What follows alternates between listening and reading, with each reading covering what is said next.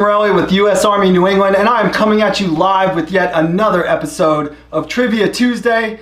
This is the fourth episode, and I cannot tell you how excited I am to be here, bringing this event to you all. You know, it's incredible the things that have happened throughout our area here in New England with the United States Army and just, you know, the United States of America as a whole. So we're incredibly proud and, you know, sharing that with all of you. Whether we challenge you and you get all the questions right, or you just learn something as you go, it's going to be a lot of fun. So we're happy to have you here. For those of you that don't know, as I said, I am Staff Sgt. Justin Morelli. I am a combat documentation and production specialist, better known as a combat camera operator, and the Army has paid me to travel around the world, jump out of airplanes, rappel out of helicopters, and take pictures and make movies. And I absolutely love what I do. Today I am hosting Trivia Tuesday, and something else that I also really enjoy and that I'm passionate about is history and just, you know, different things, playing games, having fun, and so that's what we're going to do here today. So for those of you that haven't watched before, there are a couple simple rules. Integrity is one of the Army values, so do not cheat, do not use the Googles. And but by all means, you can play as a group. Each question you're going to have 60 seconds to answer. There will be 15 questions, 5 questions about American history, 5 questions about New England history, and 5 questions about the U.S. Army. Some questions are weighted differently than others, so the faster you answer those questions, the more points you earn. So now I'll let you in on a little secret.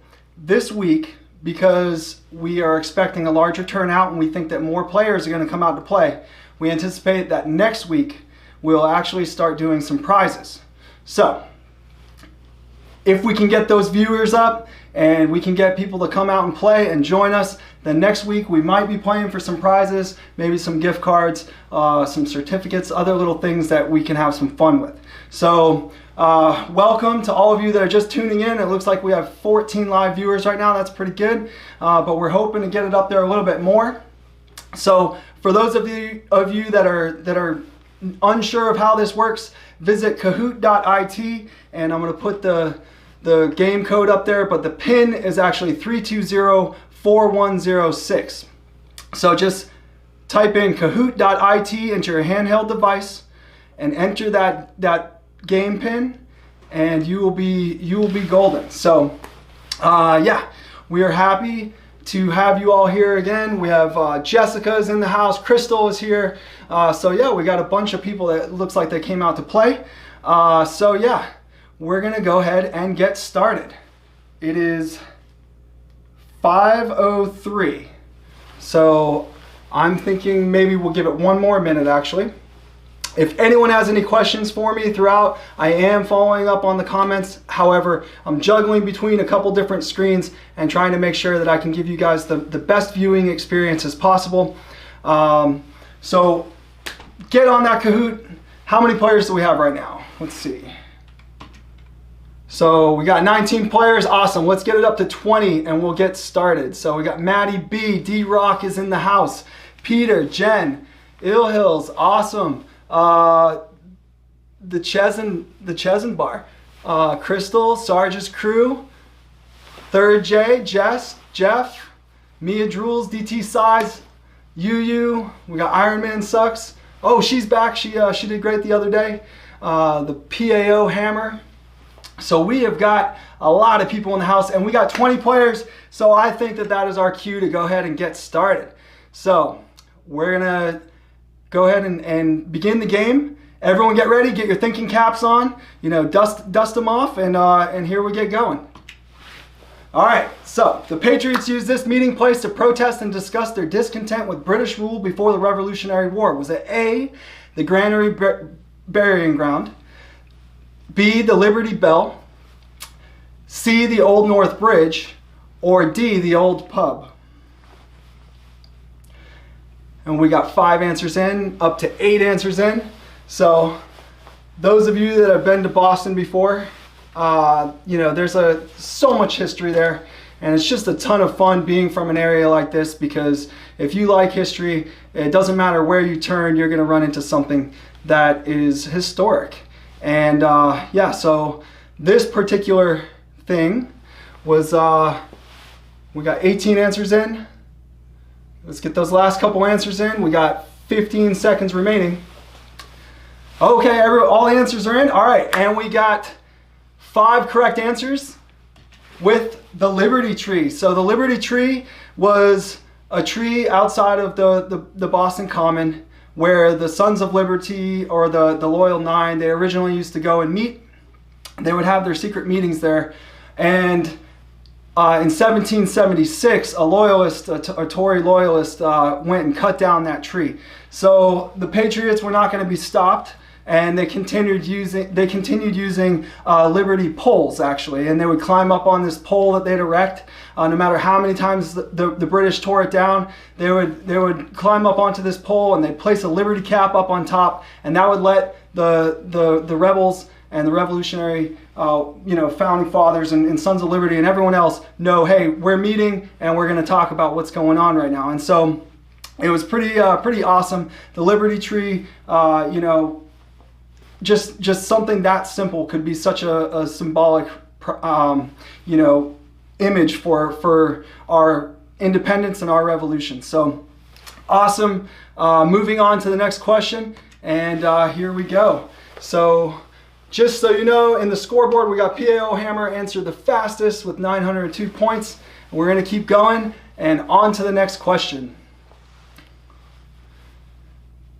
This is a ×2. So this symbol was used openly to identify fellow patriots and later became outlawed by the Crown. Was it A, 3-cornered hats, B, the American bald eagle, C, the rebellious stripes, or D, a rattlesnake? We got 3 answers in. That image there, if you're looking at kahoot.it, is in fact the Liberty Tree. So from the previous question before, there are no hints in that image, just in case you're wondering, for the answer to this question. So you either know it or you don't. And we got 15 answers in, so it looks like a lot of people do know this.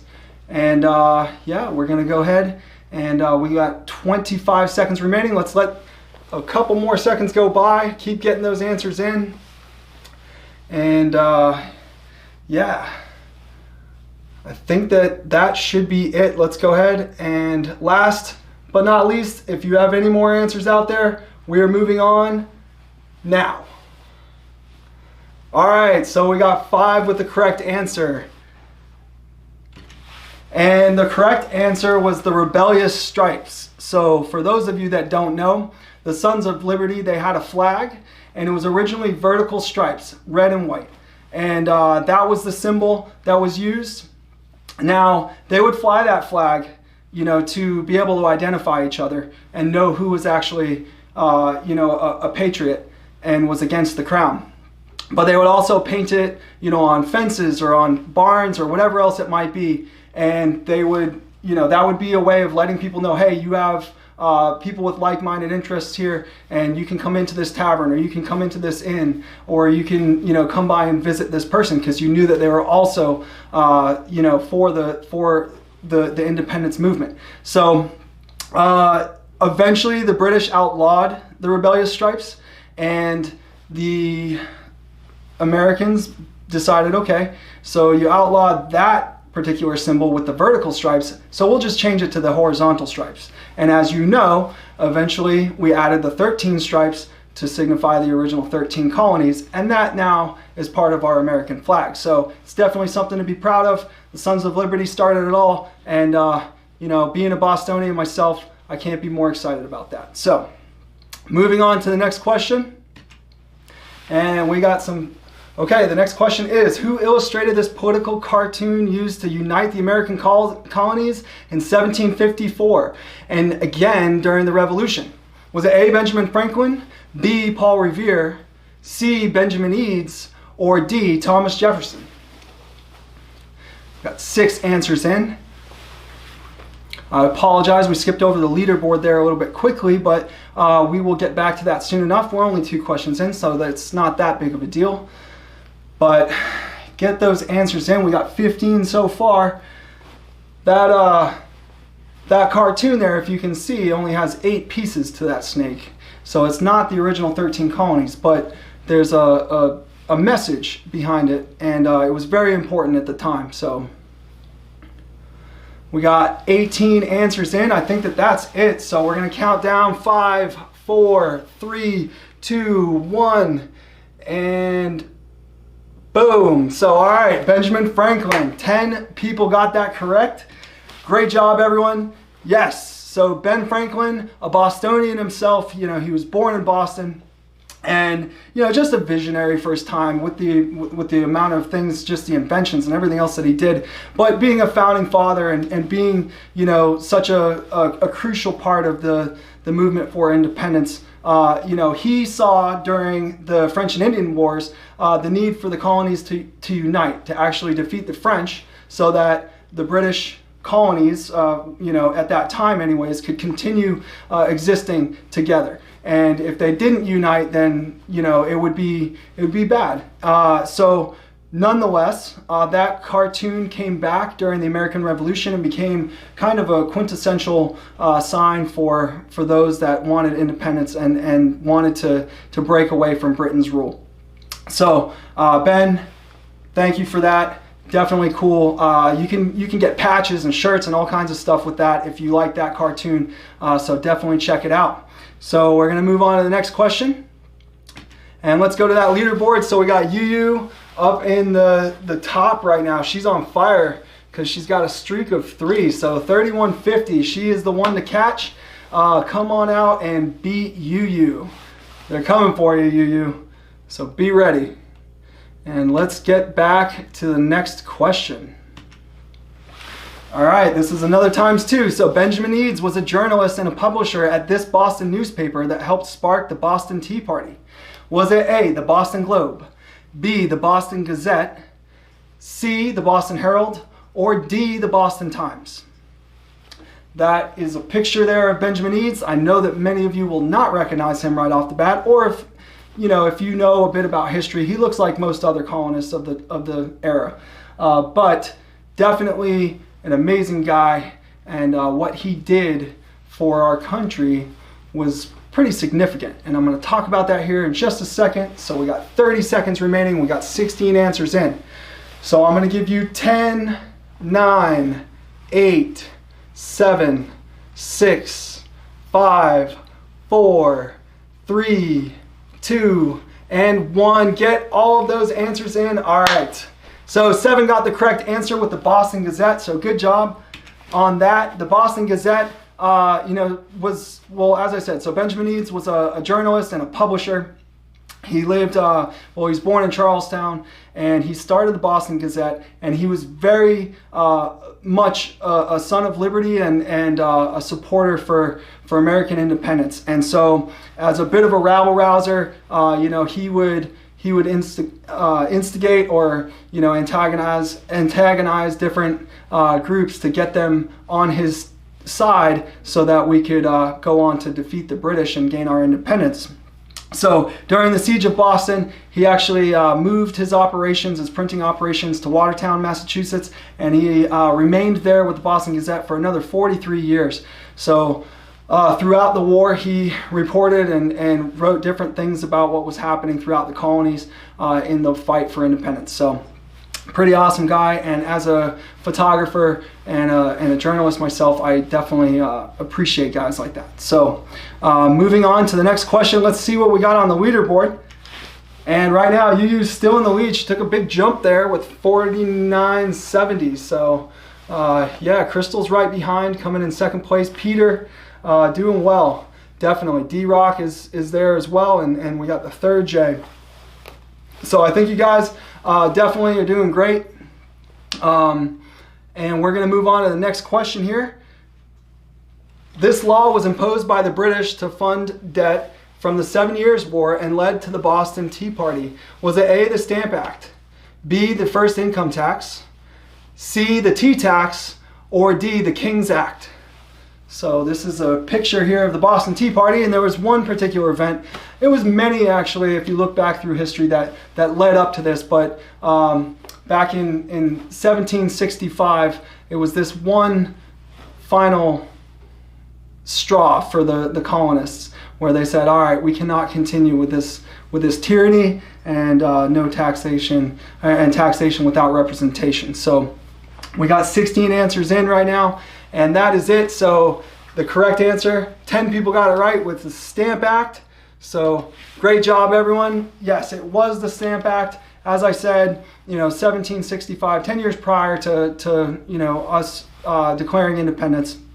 They, that was the final straw for the colonists. They were taxing sugar, they were taxing, everything that you could think of. And it was just incredibly difficult for the colonists to make any money to actually get by, because all of it was going back to the British Crown to fund their wars, against the French. So finally, we had had enough. And as Americans, they stood up and they said, we're gonna declare independence, and we're gonna fight for that. So pretty awesome. Moving on to the next question. And we got you still in the lead. Crystal catching up quick though. So yeah, you guys are doing great.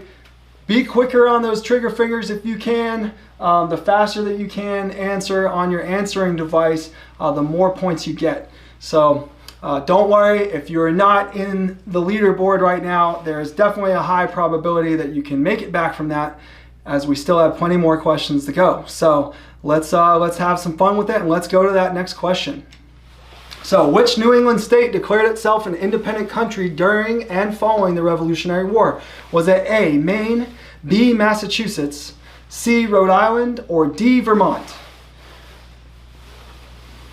There are no necessary hints in this picture, but as it does look like all New England towns, you might be able to surmise which state it was. Or if you are a New Englander, then you might just know there is one particular state that stands out from the rest as a little bit quirky.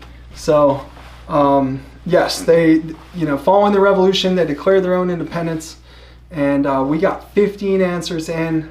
So let's get the remaining answers in. No Google, don't be cheating. Let's just have some fun with it. 16 answers, and we got 15 seconds remaining, so get those last few answers in. 10 seconds remaining. All right, 5, 4, 3, 2, and 1. So, all right, correct answer was Vermont, and we got 6 that got that right. So, for those of you that don't know, Vermont was, they just a different state, definitely part of New England, and we love them for that. But they're kind of just out there on their own, and very, very cool. But yes, they were their own country following the Revolution, because they were unwilling to join the rest of the colonies originally. So just something to think about there, and we're going to move on to that next question. So we got Yu still in the lead, and she has got quite the jump, about 2,000 points ahead of Crystal. Crystal was last week's winner, so let's see if she can make a comeback. Peter dropped down to number 4, but I think he can make a comeback here as well. So let's keep on going, and we're moving on to the next question. So which New England state was created as part of the Missouri Compromise? Was it A, New Hampshire, B, Maine, C, Rhode Island, or D, Connecticut? So the answers are coming in quick.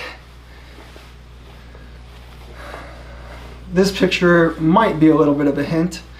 If you were playing on Kahoot, you can see there that coastline. So get all of your answers in. We have 30 seconds remaining, and we have 15 answers in. So there's a couple stragglers out there. Maybe they fell off and they're not playing any longer, but 16 answers in. Okay, and that is all of them. So we got 9 with the correct answer, and the correct answer is Maine. So Maine was a little late in joining the rest of the states. I think there were 34th, maybe. I can't remember exactly, but they came a little bit late to the party, and that was just because they were trying to balance things out. So for every slave state that entered the Union, there had to be a free state as well, and Maine was one of those free states. So something that we're proud of. And yeah, we're going to move on to the next question. And UU's still in the lead with about a 2,000 point gap there. So great work. And Peter is falling off, but Jen is the highest climber right now. She's up 4 places. So watch out, everybody. Jen's coming from behind. And you know, actually, if I know what Jen that is, she's a teacher. So I'm pretty sure she's pretty big on this stuff, and she knows this stuff, you know, inside and out, because she teaches it to her students. So moving on to the next question. All right, which New England state is considered the birthplace of America's Industrial Revolution? Was it A, Massachusetts, B, Connecticut, C, New Hampshire, or D, Rhode Island? Don't be confused or fooled by that picture there. Although it does look like Maine's rocky coast, it is not.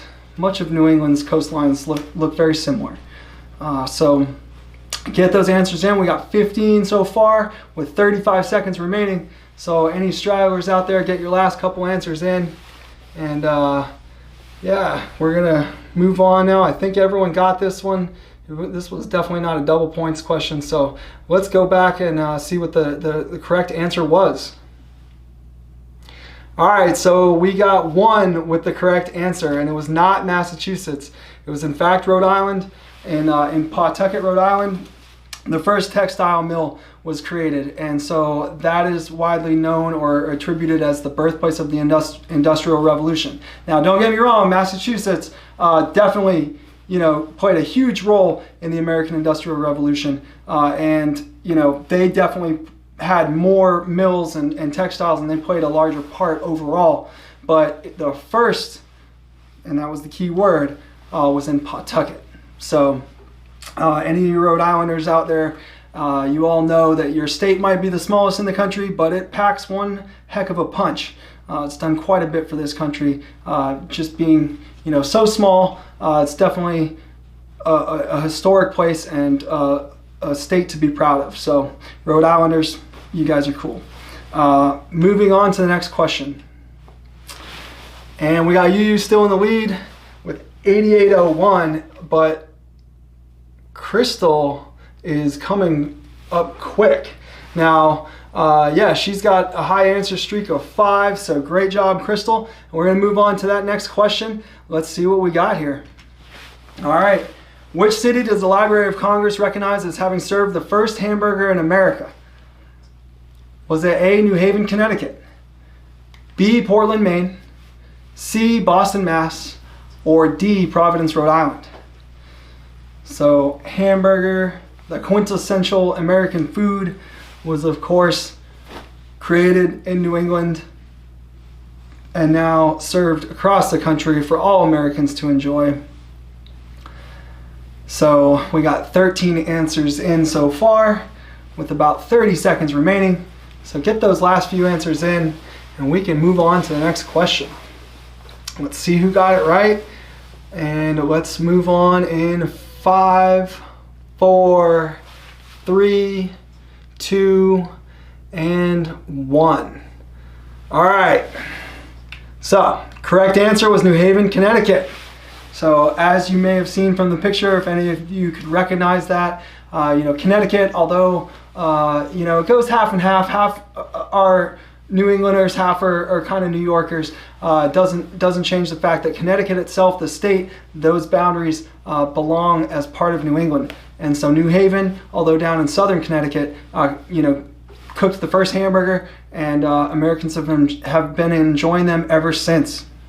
So good job to those of you who got it right. Let's check out the leaderboard and see how everyone's doing. So UU is still in the lead, but Crystal is right behind, trailing.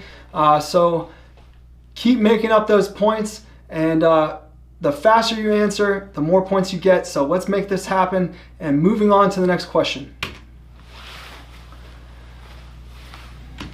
All right, this small New England town is known for hosting the oldest county fair in the U.S. Was it A, Deerfield, New Hampshire, B, Richmond, Rhode Island, C, Topsfield, Massachusetts, or D, Durham, Connecticut? I know it's not fair season right now, and hopefully we will be able to enjoy the fair this fall, given the current situation.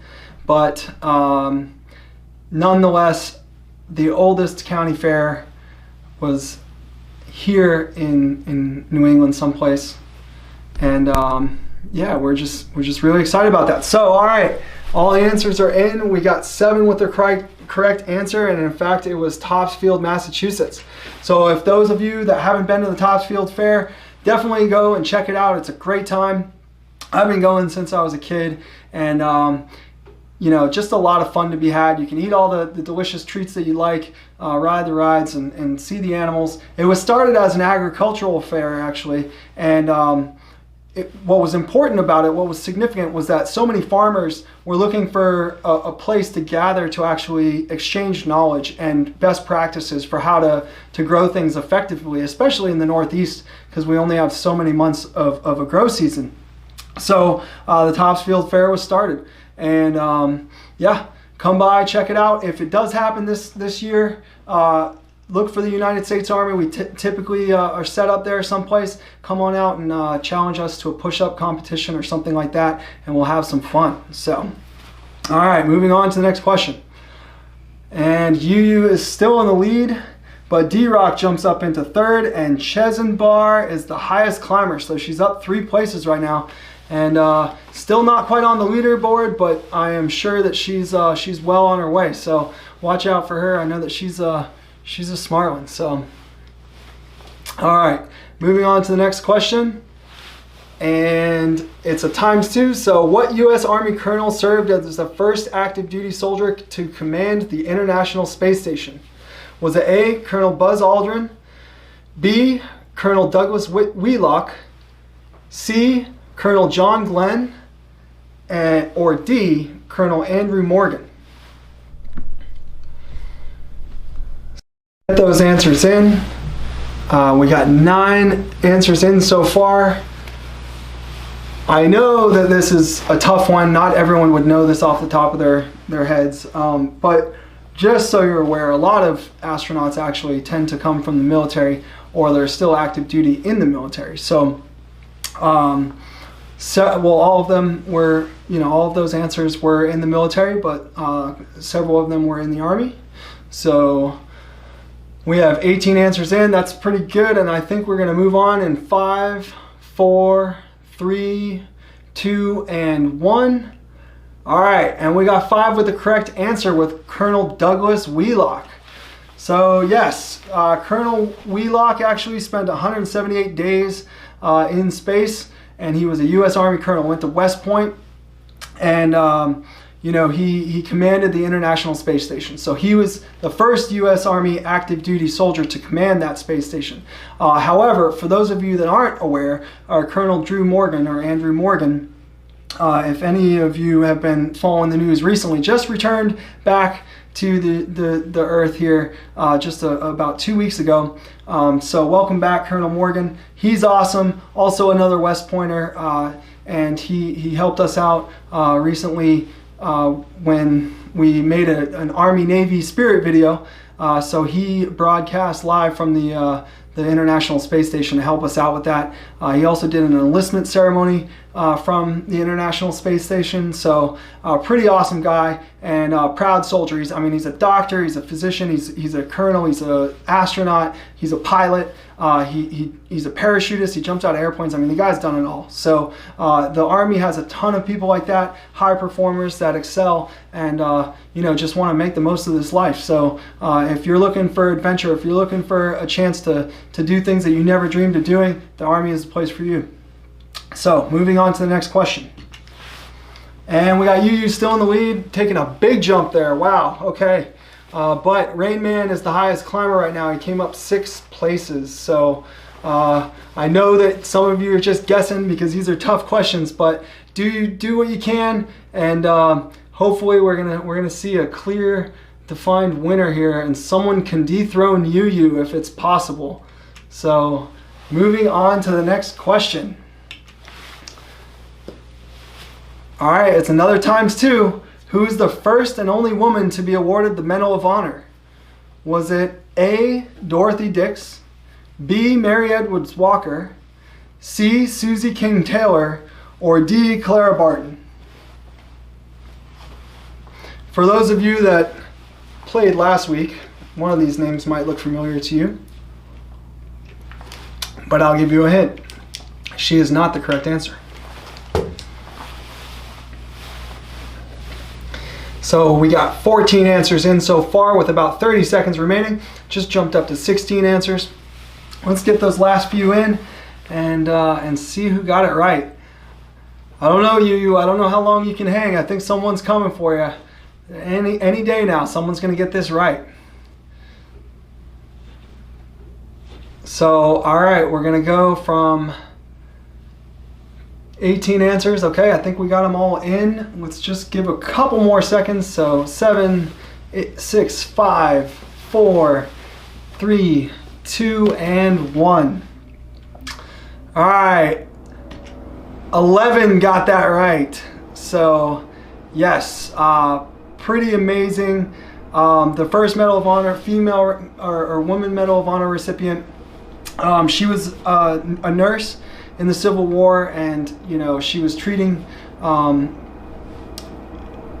just wounded soldiers out on the battlefield. And at that time, the Medal of Honor actually wasn't given out just for gallantry or heroic or valorous types of actions, but it was just given for the fact that the amount of people that she treated was just so unbelievable. And she did her part. So there's so many women that have made a positive impact on the history of our country. And it might not be Women's History Month, but by all means, I'll take every chance I get to commend them, because they have done some incredible things. So moving on to the next question. We got UU still in the lead, but D-Rock jumps up, Wavers just jumped up, and Rain Man jumped up. So don't doubt that Jess is the highest climber. She's up 4 places right now, so good job to all of you.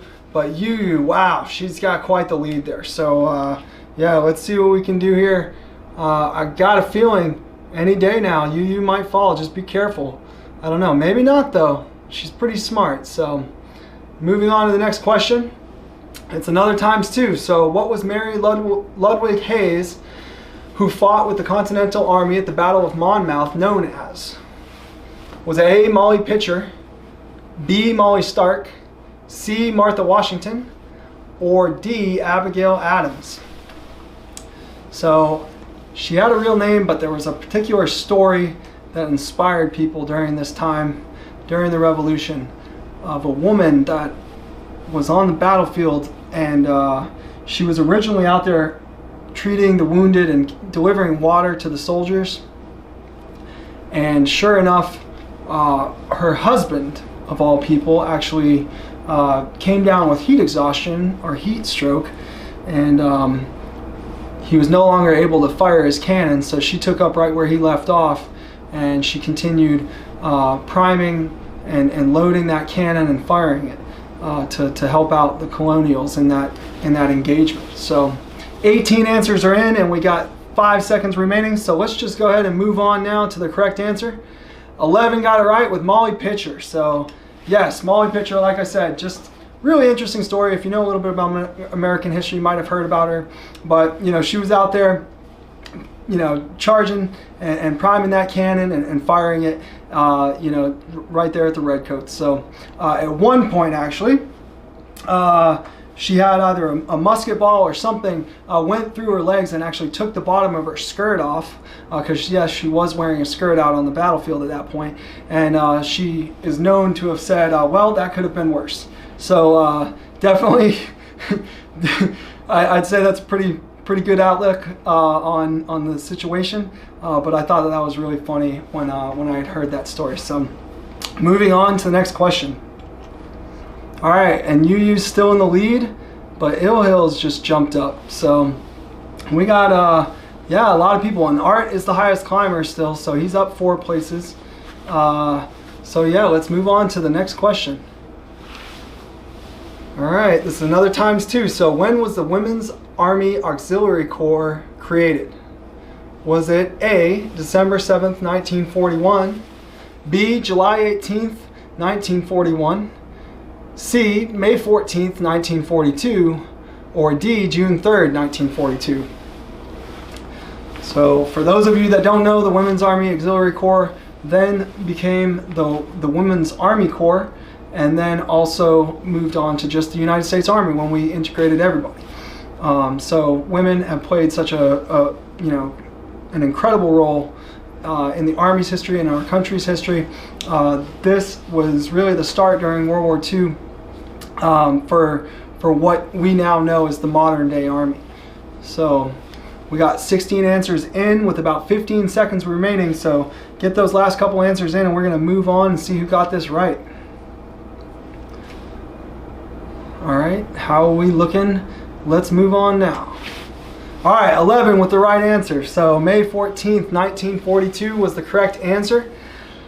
And as I said, so many notable women throughout history have done things for the United States Army. I mean, they go back as far as our country goes back, but it was the Women's Army Auxiliary Corps and then the Women's Army Corps that became, what we now know as the modern day Army. They just, when we integrated everybody, now, there's no difference in our pay scales. There's no difference in the promotions. Women are treated equally as men, and we're proud of that fact. So if you are a woman out there and you don't know if you could do it, I promise you there's plenty of opportunities, plenty of jobs within the Army that you could still meet the criteria for, and come out and join us. We are more than happy to have you on our team. So moving on to the next question. And Yu is still in the leaderboard, but Waivers just jumped up to 3, so I think I know who that is. He's a pretty smart guy. Some of these guys are trivia regulars, so Waivers is definitely jumping up to 3rd place. Great job. D-Rock right behind him in 4th place. Ren is playing in 5th. Great job, Ren. She's awesome. Another teacher coming out to join us, so thank you so much. And Yu and Crystal still holding strong in 1st and 2nd place. So moving on to the next question. ×2 again. In what battle was the U.S. Army's Rangers motto created? This is the last question, ladies and gentlemen. So was it A, the Normandy invasion, B, the Battle of the Bulge, C, the Battle of Gettysburg, or D, the Battle of Midway? We got 3 answers in so far. For those of you that don't know, the Rangers motto is Rangers lead the way, and the correct response is all the way. So anyone that served with the Rangers would know that. The Rangers are one of our elite special operations units. They specialize in precision strikes and particularly airfield seizure. So they have a forcible entry capability to go into a country by air and take it over very quickly in order to land the rest of the ground forces. So the Rangers are among the best, and always have a lot of respect for them. Also, if you've been to the U.S. Army Ranger School, it's the premier leadership school in the Army. So yes, all right, we got the answers in, and 6 of you got it right with the Normandy invasion. So yes, when they were discussing plans before storming the beaches of Normandy, one of the officers said to another one of the officers, well, what's the plan? And guy used some expletives, a couple words that I can't say on live YouTube here, but he said the Rangers lead the way. That was the gist of it. And so that became it. Everyone from that point forward said, all right, Rangers lead the way. And it's stuck. It has been there to stay. And if you ever have the chance to look up anything about the Rangers, there's a proud history there. I went to the beaches of Normandy and saw the cliffs of Pointe du Hoc where the Rangers scaled also during that day, and just incredible to think of what those young men were doing at that time to fight for liberty. So that concludes it. Let's go back to the leaderboard and see who's in the lead here. And all right, we got Crystal in 3rd place. She got 8 out of 15 correct. We got Waivers in 2nd place, and we got Yu in 1st. Wow. All right, so she took that 4,000 point jump. She got 12 out of 15 correct. So great job, Yu. That's awesome. Definitely did great. And awesome. Come back next week, and like I said, if we can get more and more people playing this game, then by all means we're going to do some prizes and we're going to do some fun things. We're looking forward to it. You know, this is just a way for us to get out there and engage with all of you, give you something to do while you're staying at home, and have some fun with us, learn a little bit while you're at it. So I hope that you all enjoyed yourselves. I hope you all had fun. If you aren't already, make sure that you go and subscribe to our YouTube channel. Once we get to that 100 subscriber mark, things will be a little bit different. We'll make it easier for you all, but we're trying to get there right now. So spread the word. If you know any people that like trivia and like to play, by all means send them to our channel and tell them to subscribe. And we're going to be doing this every Tuesday at 5 o'clock. So congratulations again to all the winners. I'm Staff Sgt. Morelli, and can't thank you enough for giving me your time today. Come back and see you next week, okay? Come back and play again. All right, everyone, take care.